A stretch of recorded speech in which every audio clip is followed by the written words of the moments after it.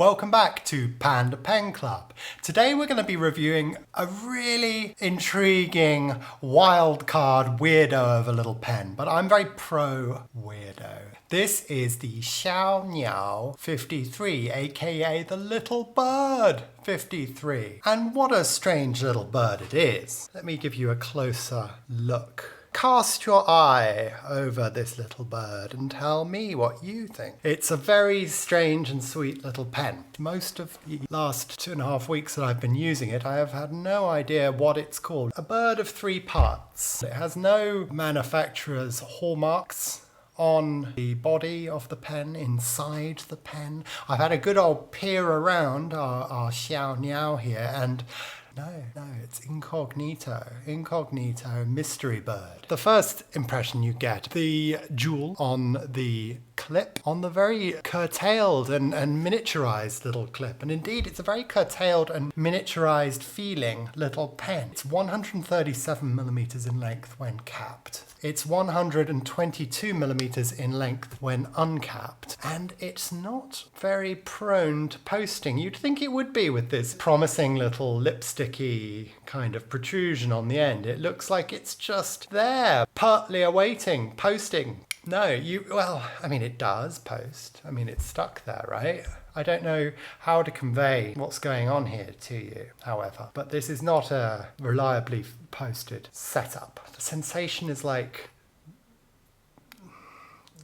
it's a sort of soft feeling. There's not any sort of secure bond. You can see it's just sort of limply, oh well, bye-bye. Both parts of the pen are quite heavy. The total weight of this baby bird is 45 grams, capped. And as it would be posted, also 45 grams. The cap is 13 grams, quite heavy. Most of that 13 grams comes in what I assumed for a good long time was some opulent jewel here in the end. Same as what I thought here was some lovely semi-precious stone that had been carved by warm-hearted artisans. But no, on closer inspection and smearing up against my lips, I've decided it's in fact polished resin. Quite pretty it is too, but it's not a semi-precious stone. You access the cartridge converter by unscrewing this tiny little section of the shaft. I barely even qualifies as a shaft, this sort of sarcophagus for a tulip or a bumblebee. That's what stores the end of the cartridge converter. And of course, it's a slightly strange one to fill because you can't see any of what's going on. You have to kind of extract the cartridge converter. I'm just going to do it. Hell. One of the things that I've noticed with this pen as a writer is there doesn't seem to be an awful lot of pressure forcing the ink down. So I usually get to a point about 1/3 to 1/2 of the way into a cartridge of ink, and suddenly I lose pressure. What do you do? So when that happens, I have to do this, pull the cartridge out, risk splatterage, and then I just levitate the ink upwards towards the top there, and then I poke it back in, and it's a good friction fit cartridge converter, but that seems to be necessary 1/3 to 1/2 of the way through this fairly tiny little cartridge. Filling, you have to have your wits about you somewhat. You have to be aware of what the piston on the converter is going to be doing, whether it's going to be here or here, because you won't be able to see the ink level because it's hidden by our gorgeous semi-precious resin. Now let's put our little bumblebee sarcophagus back on. Now this is another oddity about this pen. The build quality is erratic,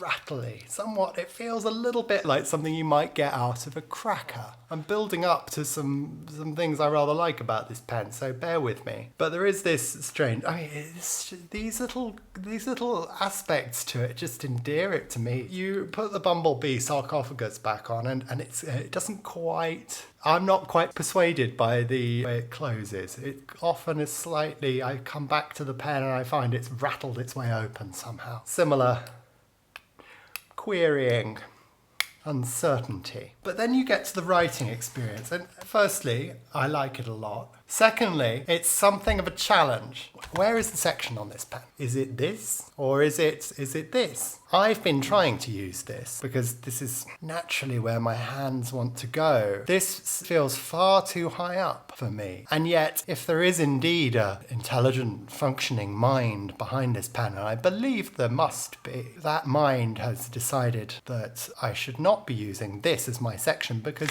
look how they've designed it. It's like the fountain pen equivalent of a fireman's pole. I'm instantly sliding my way down onto the nib. The second thing that this brought to my attention is the writing quality. When you get it right, it's ethereal, it's gorgeous, it flutters across the page, it floats, it's beautiful to use.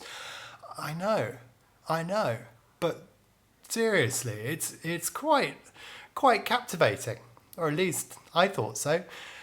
However, if you're trying to grip it by this part, you're constantly weaving your way between this lovely whipped buttercream kind of writing experience and this tiny little pointy scratch, which is most unwelcome, and it comes from the fact you can't get a proper grip here. You've got a tiny little dome of metal between your blunt, blundering, foolish fingers, and you're constantly trying to reassess your grip and get back on the right track because it was so lovely and floating for a sentence, and then oh, it's interrupted again. And what I rather embarrassingly gradual, this journey of mine, but what I eventually alighted upon was the startling realization that this is in fact the section, folks. This bit up here, the bit that looks like a section, is the section. Top tip, it feels almost painterly to have the pen this far back, and also it's such a short pen. The webbing of my hands barely accommodates, but it does indeed. And this got me to thinking about sweet spots in general. Sweet spots are something I encountered as a concept with fountain pens quite early on in my journey of discovery with fountain pens, because the first pen that I ever got really, really fastidiously interested in reading up on, and eventually buying was the Lamy 2000. And there's a certain degree of mythology surrounding sweet spots in the Lamy 2000. I hesitated for a long time because there's lots of people who warn you with tremulous intonation and quivering clasped fingers telling you there's a very small sweet spot on the Lamy 2000 and you must be conscious of this and be very careful.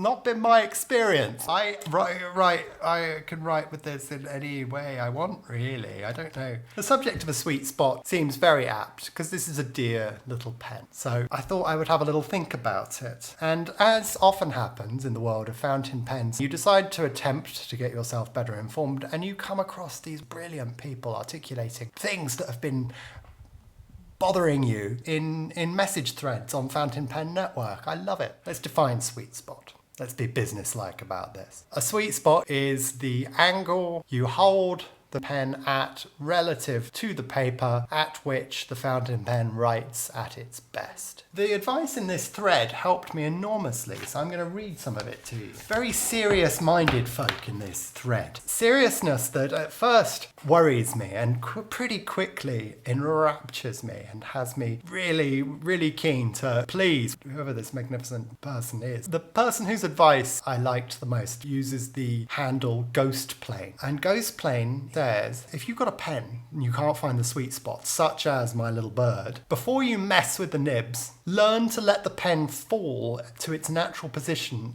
on the page with the body resting on the webbing between your thumb and forefinger. Then close your fingers around it so lightly I could lean over your shoulder and snatch it out of your hand without resistance. Brilliant. Let the weight of the pen do the work. Your fingers are simply there to steer. This method allows you to find the sweet spot through gravity. If you find yourself rolling off it, that is a ballpoint habit from years of having to gouge words into the page. It takes a little time to unlearn. Really great tip, and got me writing with this pen in a much better way instantly. And yeah, he responds a bit later saying what you're looking for is the hovercraft float, which is a brilliant description. He or she goes on to say, use the muscle in your forearm as a pivot and sort of sketch words rather than use finger movements. It got me using this pen in a way that I didn't think I would be able to. Using an almost entirely different technique, and most satisfyingly, it enabled me to keep this pen on the sweet spot that I was so enjoying without all the wriggling around, insisting upon my own section where I wanted it to be. No. Let the pen work with you and see where gravity takes it onto the page and then work with it rather than against it. Now it's time for the writing sample. Xiao Niao 53. Xiao. Yeah, the little bird, 53. Now, I'm aware I've talked up the writing experience of this pen quite considerably, but I really do think it's a lovely, lovely writer. I've never encountered such a almost eerily gentle little sensation of touching the page. It's like floating a cloud across it. It's just beautiful. Absolutely beautiful. And you can tell why I was so urgently trying to find how I could keep that sensation rather than flicking off into knotty scratchiness, which I was doing when I was gripping the pen down here. And I was managing to keep it. But there, instantly I get the scratch. But once I started holding it up here and attempting to follow the advice I read online, although I admit I'm not doing it complete justice, I found I could enjoy the sensory experience of using this pen much more consistently. Lovely panda, seeks, jinxed, zebra, for quick game. Or games of whist. It's so smooth, at times it's almost squeaky. The pen cost RMB 29.8, which is about $4.21, or if you want British pounds, such as they are, it's £3.40. I didn't expect such an interesting, engaging little pen for my money. I mean, it's not nothing. You should get something positive for a price like this. I admit ordering it because I was intrigued more than anything else, but I didn't expect such a fabulous writing experience.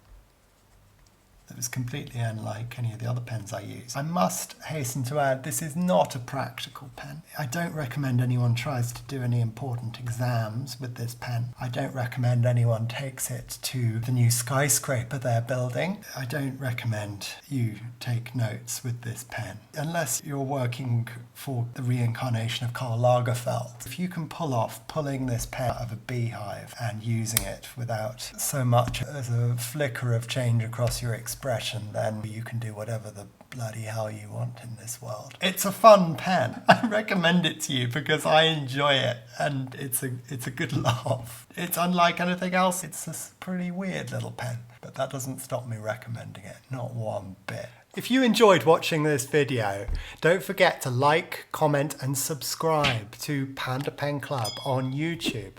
Thanks so much for watching and see you next time.